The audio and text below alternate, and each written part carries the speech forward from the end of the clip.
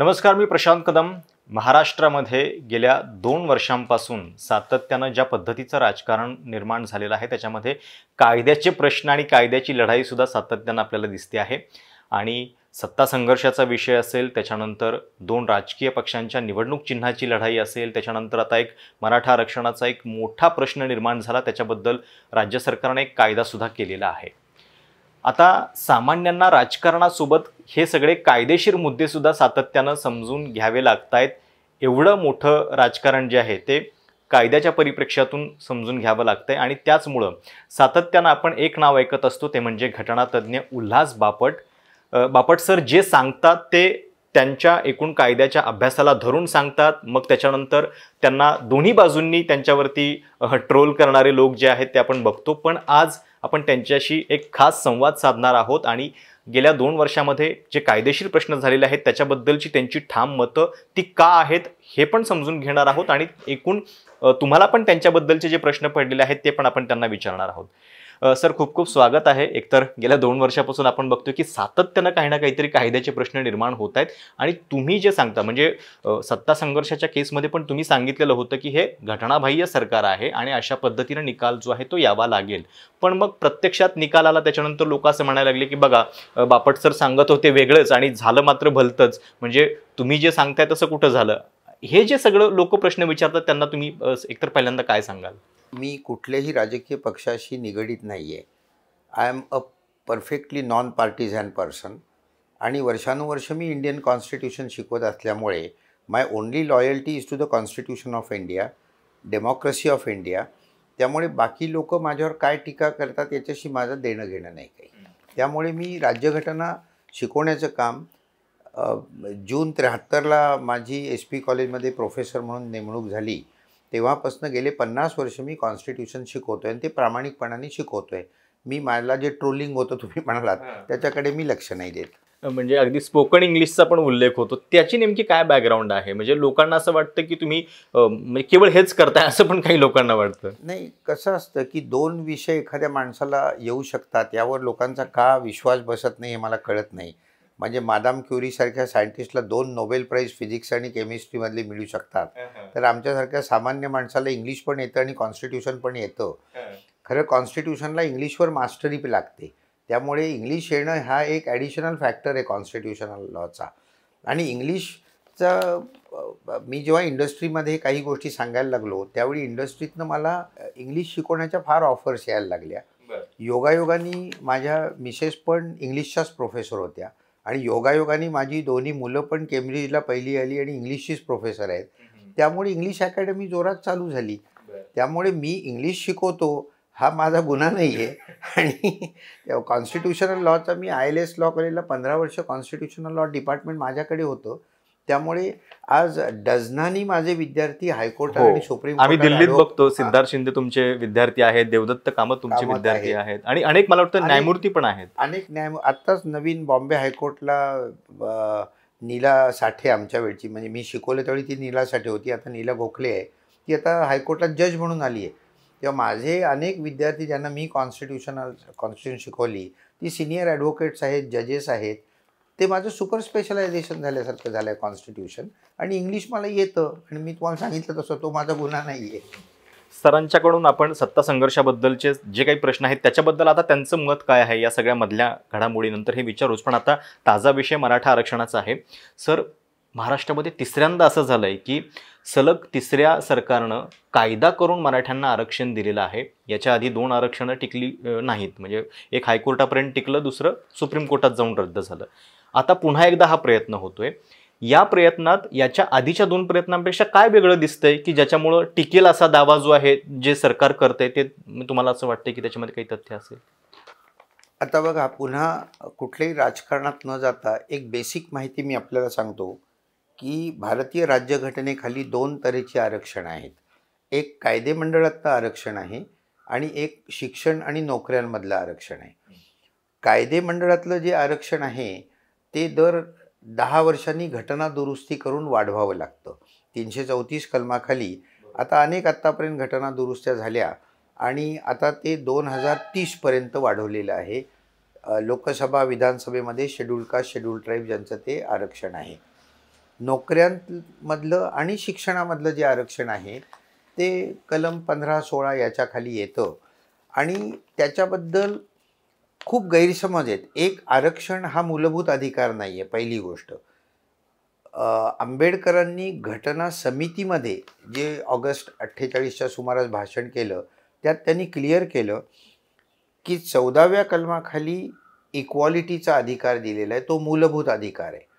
आणि आरक्षण हे डिस्क्रिमिनेशन आहे, पण ते प्रोटेक्टिव्ह डिस्क्रिमिनेशन आहे आणि तो अपवाद आहे. आणि तो का दिला आहे, तर आंबेडकरांनी सांगितलं की दलितांवर जे आत्तापर्यंत अन्याय झाले त्यांना मदत करण्याकरताच मी कॉन्स्टिट्युएंट असेंब्लीमध्ये आलो आहे, तेव्हा त्यांना समाजाच्या लेव्हलला आणण्याकरता आरक्षणाची गरज आहे आणि म्हणून आपण आरक्षण देतो आहे. पण हा जो अपवाद आहे हा नियमापेक्षा मोठा होऊ शकत नाही आणि त्यामुळे तो 50% वर देता येत नाही. हे आंबेडकरांचं भाषण घटना समितीतलं आहे की 50% वर आरक्षण मिळणार नाही. इंद्रसाहनी केसमध्ये 9 जजेसनी एकमताने हे मान्य केलं की 50% वर सगळं जे काय तुमचं आरक्षण असेल, scheduled caste, scheduled tribe, OBC सगळं मिळून 50% वर जाता कामा नये.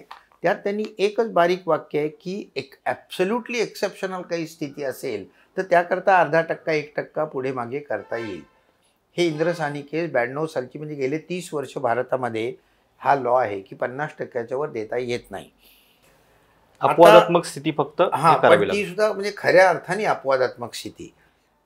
आता म्हणजे उदाहरणार्थ ब्लाइंड आहेत किंवा अपंग आहेत त्यांच्याकरता एक 0.5% 1% काही वेगळं तरतूद केली तर ती वेगळी होते, तर तसं परवानगी आहे.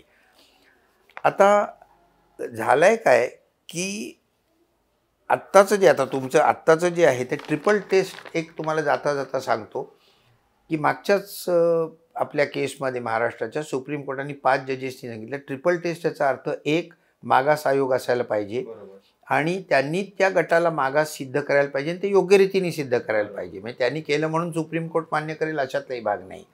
दुसरी गोष्ट एम्पिरिकल डेटा असायला पाहिजे. 2 शब्द वापरलेत सुप्रीम कोर्टाने की तो कोलेट करता आला पाहिजे आणि कंटेम्परेनियस पाहिजे. कंटेम्परेनियस म्हणजे आत्ताचा पाहिजे आणि कोलेट करता आला पाहिजे म्हणजे इतर गटांची त्यांची तुलना करता आली पाहिजे. यात बसणारं एम्पिरिकल डेटा पाहिजे. आणि तिसरी गोष्ट म्हणजे 50% वर जाता कामा नये. आता या 3 टेस्टमध्ये बसलं तरच आरक्षण मिळू शकतं. हा एक जाता जाता आपल्याला मी सांगतोय.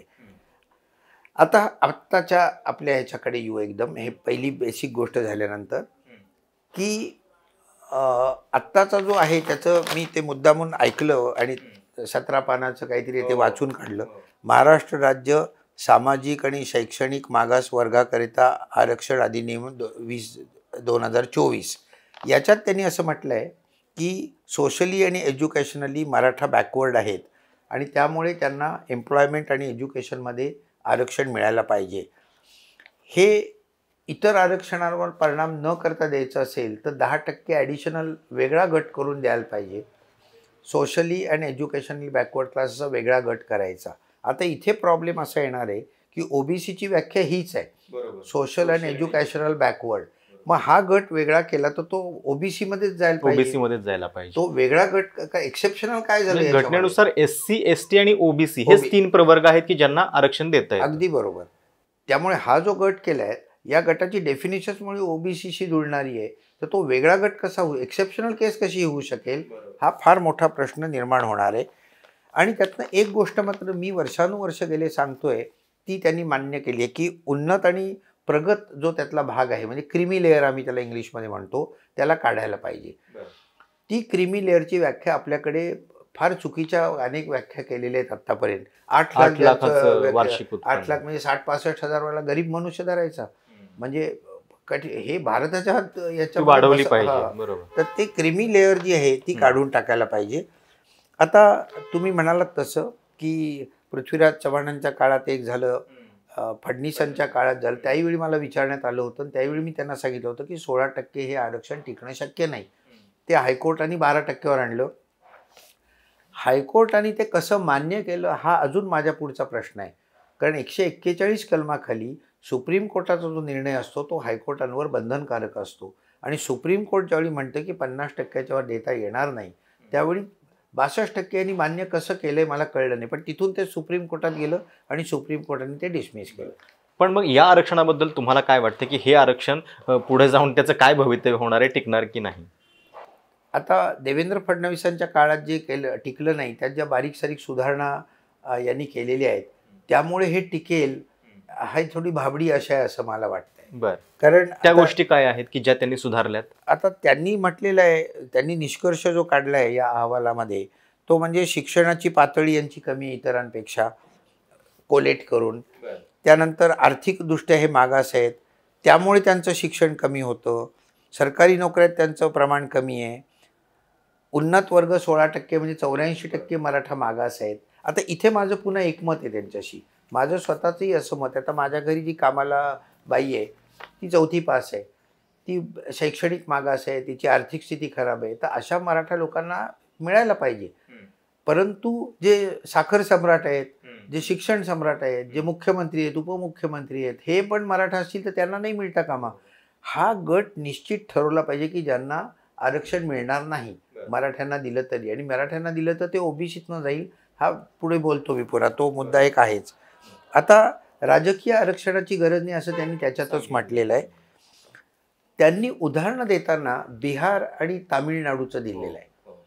बिहारचा 23 सालचा कायदा काय आहे तो मी वाचला नाही. प्रत्येक बिहारनं कास्ट सर्वे केला, म्हणजे कास्ट सर्वे सर्व जातींचा केला आणि त्याच्यानंतर आरक्षण वाढवलं. आपल्याकडं सर्व जातींचा सर्वे नाही केलेला मागासवर्ग आयोगानं, त्यांनी फक्त, आणि तो पण 23 जानेवारीला सुरुवात केली आणि 16 फेब्रुवारीला रिझल्ट दिला पण आहे. तो एक त्या कारणास्तव सुद्धा हे अमान्य होऊ शकतं सुप्रीम कोर्टात की 13 कोटी जनता असलेल्या राज्यामध्ये तुम्ही काही आठवड्यात जर का सर्वे करायचं ठरवलं तो काही गडबडीत झालेला आहे.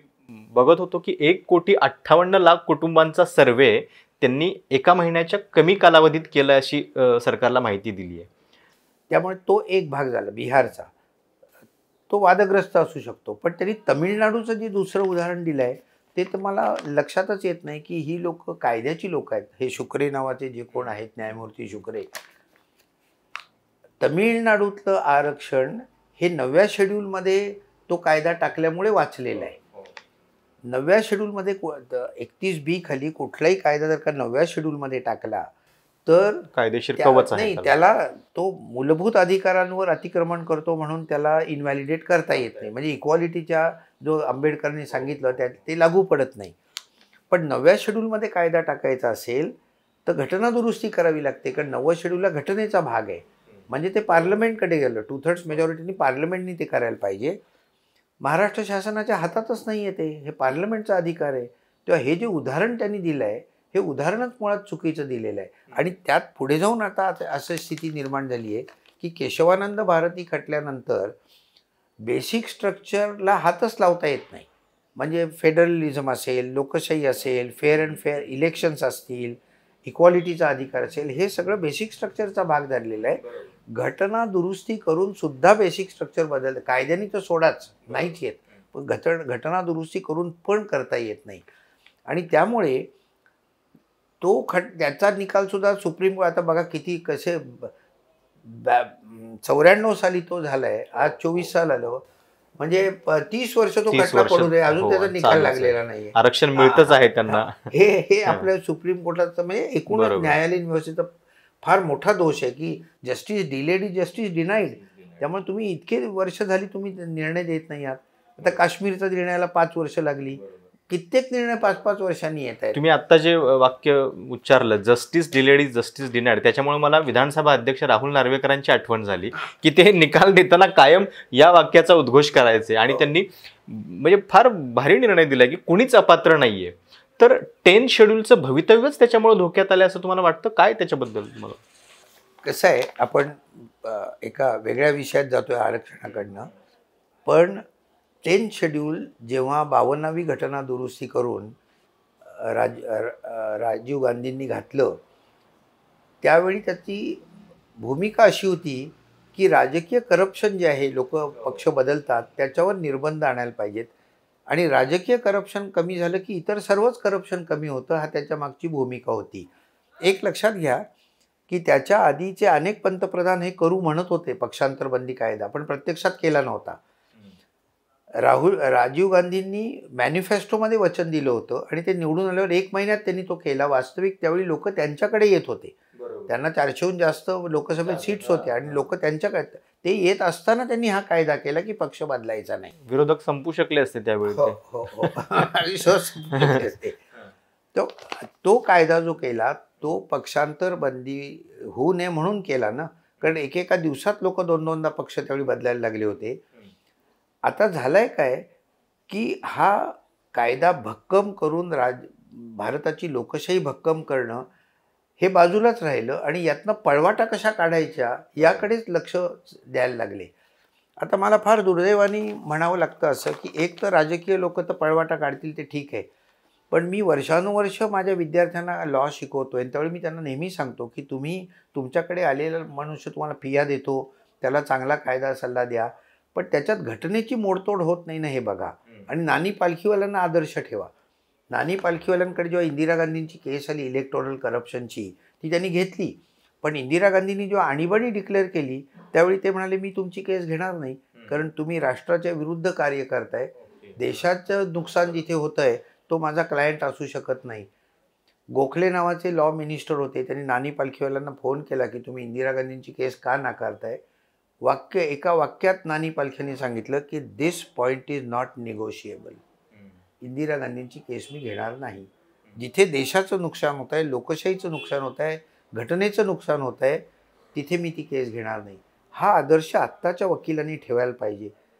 या पक्षांतरबंदी कायद्यात तर मी कोणाचीच नावं नाही घेणार, पण मोठमोठे वकील इन्व्हॉल्ड आहेत की ज्यांनी यातनं पळवाटा शोधायकरता लोकांना मदत केलेली आहे आणि काही अर्थाने तर सुप्रीम कोर्ट सुद्धा जबाबदार आहे. आता त्याच्याबद्दल एक सुधार समिती नेमली गेलेली आहे ज्याचे अध्यक्ष स्वतः राहुल नार्वेकर असणार आहेत. काही म्हणजे तुम्हाला असं वाटत नाही की हा निर्णय जो आहे 10th शेड्यूलचा तो मुळामध्ये विधानसभा अध्यक्षांच्याकडे असायला हवा का, याच्याबद्दल प्रश्न विचारण्याची वेळ आलेली आहे. त्यावेळी जी चर्चा झाली होती त्यावेळी काही लोकांनी हे मांडलं होतं की आपल्याकडचे स्पीकर जे आहेत त्यांची विश्वासार्हता खूप कमी असते. याचं कारण सोपं आहे की ते पक्षाचे मेंबर असतात. आता इंग्लंडमध्ये जेव्हा स्पीकर होतो, वेस्टमिन्स्टर मॉडेल आपण जसेच्या तसं घेतलं आहे, तो स्पीकर पक्षाचा त्वरित राजीनामा देतो स्पीकर झाल्यावर पक्ष सदस्यत्वाचा. ओके. आणि तो जेव्हा पुन्हा निवडणुकीला उभा राहतो त्यावेळी त्याच्या विरुद्ध कोणीच उभं राहत नाही आणि तो बिनविरोध निवडून येतो.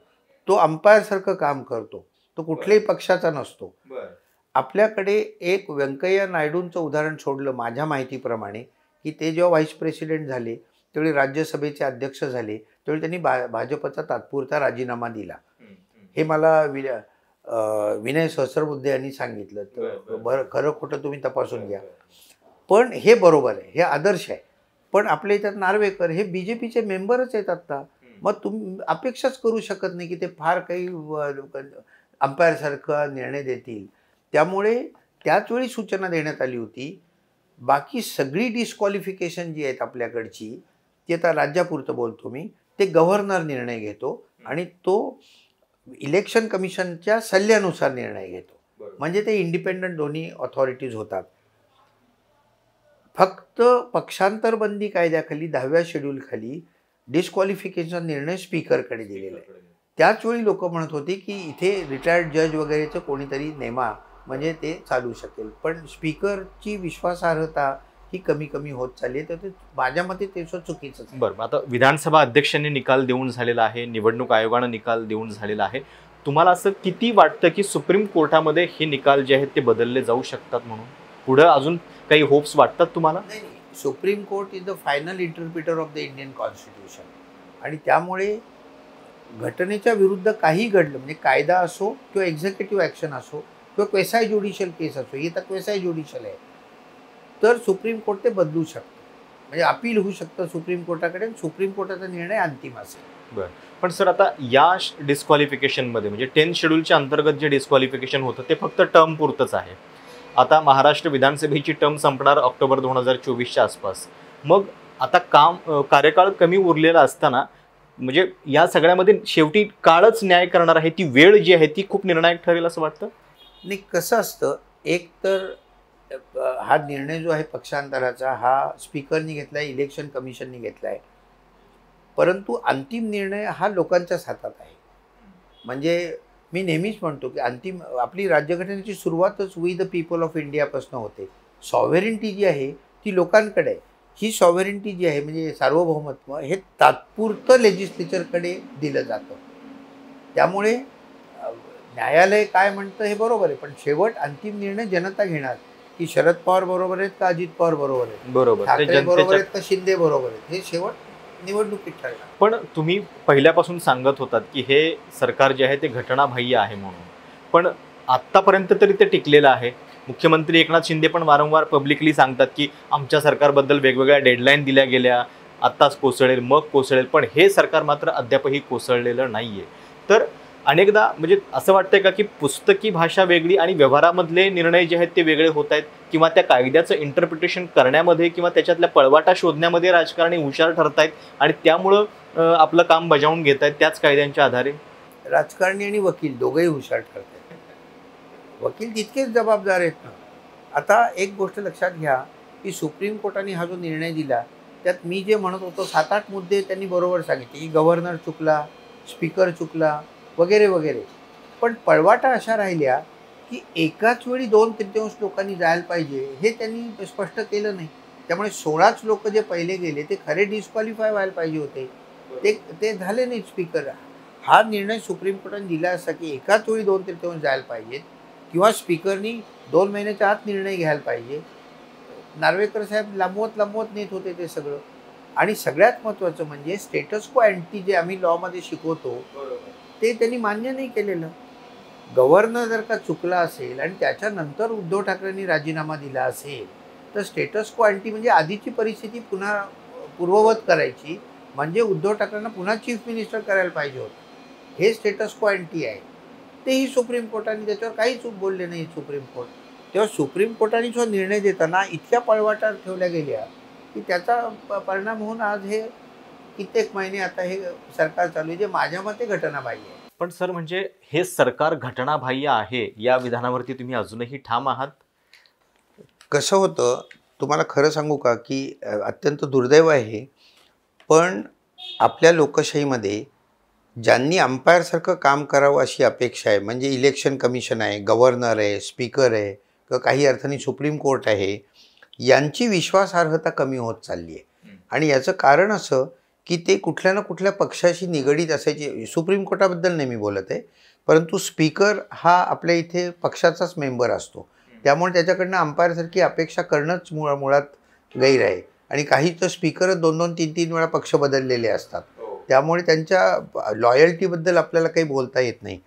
गव्हर्नरची अपॉइंटमेंट 155 कलमाखाली राष्ट्रपती करतात, त्यांना 156 कलमाखाली काढून टाकता येतं आणि हे दोन्ही पंतप्रधानांच्या सल्ल्यानुसार होतं. इलेक्शन कमिशनचा चीफ इलेक्शन कमिशन नेमण्याचा अधिकार राष्ट्रपतींचा म्हणजे पुन्हा पंतप्रधानांचाच असतो. पुन्हा ते 65ला रिटायर झाले की त्यांना बक्षीस म्हणून अनेक अँबॅसिडर म्हणून नेमता येतं, कमिशनवर नेमता येतं, अनेक गोष्टी करता येतात. तर या सगळ्यामुळे विश्वासार्हता कमी होत चालली आहे. आणि म्हणजे कोट करतो मी राजेंद्र प्रसादांच्या शेवटच्या भाषणात घटना समितीच्या, त्यांनी म्हटलं होतं की ही राज्यघटना मी लिहिली, फार आनंद झाला, पण 2 दुःख आहेत मला. रिग्रेट शब्द आहे त्यांचा. काय रिग्रेट्स आहेत तर एक, आपली राज्यघटना ही इंग्रजी भाषेत लिहिली गेली, म्हणजे भारतीय भाषेत लिहिली गेली नाही, हे पहिलं दुःख आहे.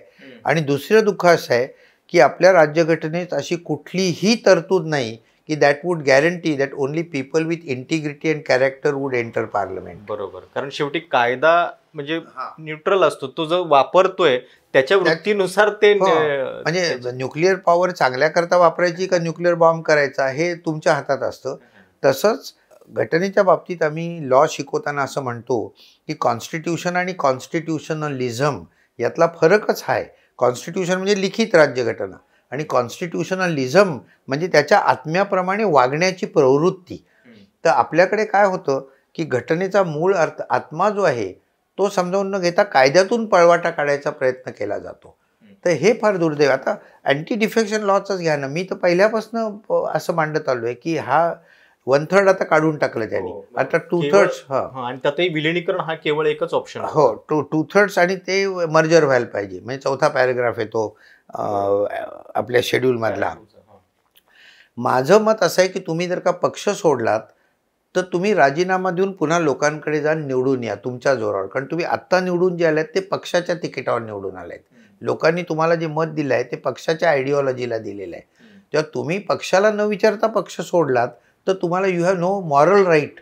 तेच राजेंद्र प्रसाद म्हणतात की इंटिग्रिटी इन कॅरेक्टर नाही. त्यांनी असं सांगितलं की डिसेंटला पण जागा पाहिजे. प्रत्येक वेळी म्हणजे बहुमताचा अनादर करून आमच्यावरती कुठला निर्णय थोपवला जाऊ शकणार नाही. लेजिस्लेटिव्ह मेजॉरिटी म्हणून मग ते असं म्हणतात की म्हणजे डिसेंटला लोकशाहीमध्ये कुठेतरी आमचा आवाज एकत्रित असेल तर आम्ही त्याच्यावरती दावा करू शकतो. अगदी बरोबर आहे तुमचं. त्याला आम्ही इंट्रा पार्टी डिस्प्यूट म्हणतो.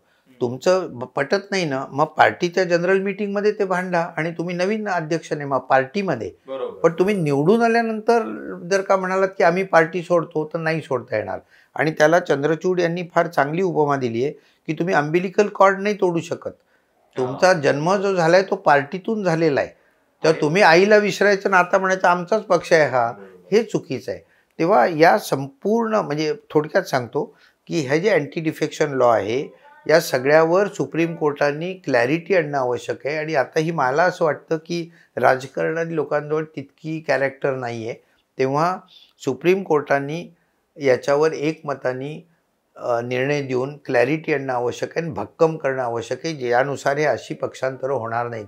आणि तसं झालं तरच भारतीय लोकशाहीला आशा आहे. सर, विधानसभा अध्यक्षांनी दोन्ही केसमध्ये निकाल दिलाय. त्याच्याबद्दल पुन्हा आता सुप्रीम कोर्टात केसेस पण दाखल झालेले आहेत, पण अजून तारीख जी आहे ती सुनावणीची मिळालेली नाहीये. आपण जसं मगाशी म्हटलो की ऑक्टोबर 2024च्या आधी जर हा निकाल आला सुप्रीम कोर्टाचा फायनल तर त्याला काहीतरी अर्थ उरणार आहे. तर तुम्हाला पुढच्या काळामध्ये ती आशा दिसतीये, काय वाटतंय?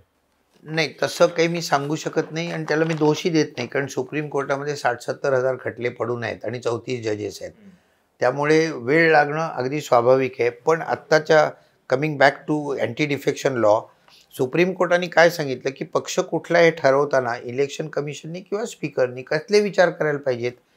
एक, त्या ओरिजिनल पक्षामध्ये बलाबल काय आहे, त्यांची घटना जी आहे ते काय सांगते, त्याप्रमाणे लिडरशिप कोणाची आहे आणि त्यांच्या आयडिओलॉजीप्रमाणे कोण वागत आहे.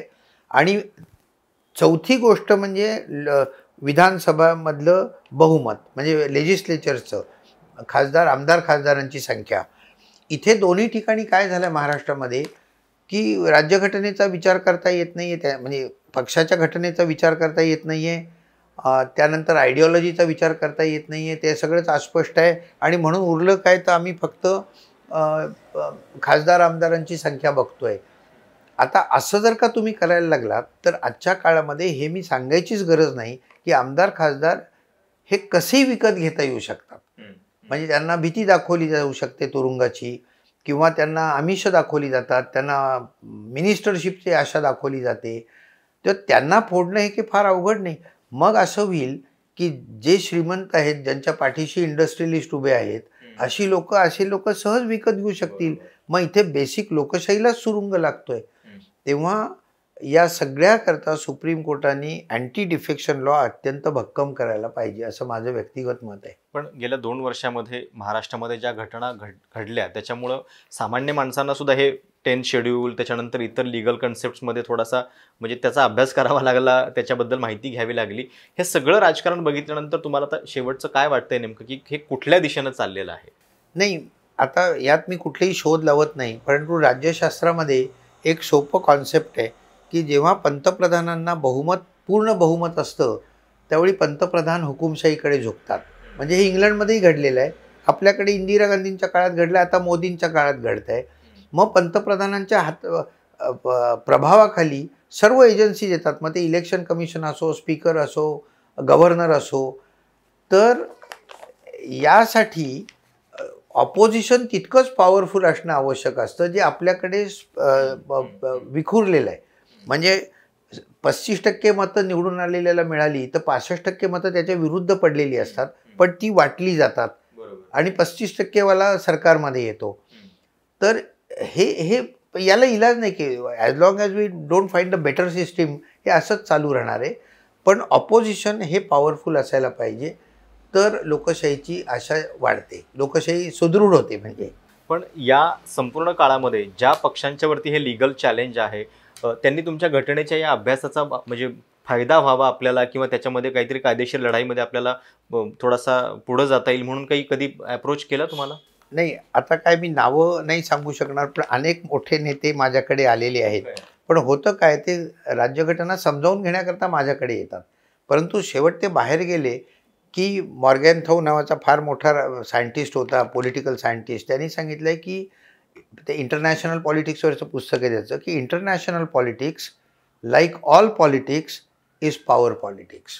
सत्ता स्पर्धा आहे ही शेवट. शेवट सत्ता मिळवण्याकरता आपण सगळ्या गोष्टी करत असतो. आणि त्यामुळे इथे घटना जरी त्यांनी माझ्याकडे समजावून घेतली, तरी मतांचं राजकारण करताना त्यांची मतं बाहेर वेगळी असतात. हां, त्यामुळे लोकशाही सुदृढ करायची असेल तर मी तुम्हाला सांगेन, एक तर ऑपोजिशन पॉवरफुल पाहिजे आणि दुसरं लोकांची प्रगल्भता वाढायला पाहिजे. कारण अंतिम शेवट सत्ता त्यांच्या हातात आहे, आपण आत्ताच पाहिलं. आणि इंग्लंडमध्ये इंग्लिश भाषेत म्हण आहे, की vigilance is the price of democracy. म्हणजे शेवट नागरिक जितके जागरूक असतील तितकी ती लोकशाही भक्कम होते. आज इंग्लंड अमेरिकेमध्ये इतके वर्ष लोकशाही चालू आहे, की तिथले नागरिक सुबुद्ध आहेत. गमतीची गोष्ट अशी की भारतातही लोकशाही चालू आहे आणि एकूण भारतामध्ये म्हणजे तिसऱ्या जगामध्ये जवळजवळ 100हून जास्त देश आहेत. त्यातल्या भारतातच फक्त 75 वर्ष लोकशाही चालू आहे. मी एक शेवटचं तुम्हाला वाक्य सांगतो, की रुपर्ट इमर्सन नावाचा पॉलिटिकल सायंटिस्ट आहे अमेरिकेतला. त्यांनी erosion of democracy in the third world असं ग्रंथ लिहिला आहे. म्हणजे तिसऱ्या जगातील लोकशाहीचा ऱ्हास. त्यात त्यांनी असं म्हटलं आहे, की failure of democracy is the common experience of mankind and success of democracy is only an exception and that exception is India. असं त्यांनी म्हटलं आहे. ते सबंध तिसऱ्या जगामध्ये भारत हा एकमेव देश आहे. तेव्हा आपल्याकडे इतर जगातले तिसऱ्या जगातली लोक दीपस्तंभ म्हणून बघतायत. तेव्हा आपण ते स्टँडर्ड टिकवणं आवश्यक आहे. आणि मग पुन्हा त्याच मताकडे मी येतो, की ऑपोजिशन पॉवरफुल पाहिजे आणि लोक समृद्ध, ज्ञानाने समृद्ध असायला पाहिजेत. Vigilance is the price of democracy. Sir, जाता जाता एक शेवटचा प्रश्न, जे लोक तुम्हाला ट्रोल करतात त्यांना काय सांगू इच्छिता तुम्ही? नाही, मी म्हणजे कसं आहे, की मी त्यांना काहीच सांगत नाही. पण माझा जावई चार्टर्ड अकाउंटंट आहे, आम्ही घरी खूपच गप्पा मारतो. तर तो मला म्हणाला, की तुम्ही लक्ष देऊ नका अशा करता, की पिंजऱ्यातल्या सिंहासमोर उभं राहून वेडावून दाखवणं फार सोपं आहे. हिंमत असेल तर पिंजऱ्यात जाऊन दाखवा. तेव्हा ट्रोलवाल्यांना माझा ओपन चॅलेंज आहे, की कधी माझ्या समोर या, टी व्हीवर समोर या आणि काय आर्ग्युमेंट करायचे ते करा. शेवट एक आहे, की जेव्हा आपली इंटलेक्च्युअल ताकद संपते त्यावेळी आपण फिजिकल ताकदीवर येतो. तेव्हा तुमची इंटलेक्च्युअल कपॅसिटी असेल आणि कॉन्स्टिट्यूशनचा तुमचा अभ्यास असेल तर कोणीही माझ्या समोर आलं तरी मला आनंदच होईल. मी तर विद्यार्थी आहे, मी शिकायलाही तयार आहे. माझं काही चुकत असेल मी स्वीकारीन ते. पण तुमच्या काय चुका आहेत त्या मी सहज दाखवू शकेन. सर, खूप खूप धन्यवाद आमच्याशी संवाद साधल्याबद्दल. आणि हे होते घटनातज्ञ प्राध्यापक उल्हास बापट सर.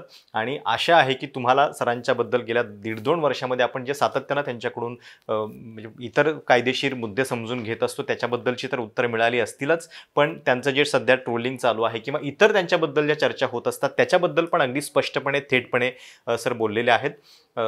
या संपूर्ण व्हिडिओबद्दल तुमच्या काही कमेंट्स असतील, सूचना असतील तर त्या देखील आवर्जून कळवा. चॅनल सबस्क्राईब करायला विसरू नका. धन्यवाद.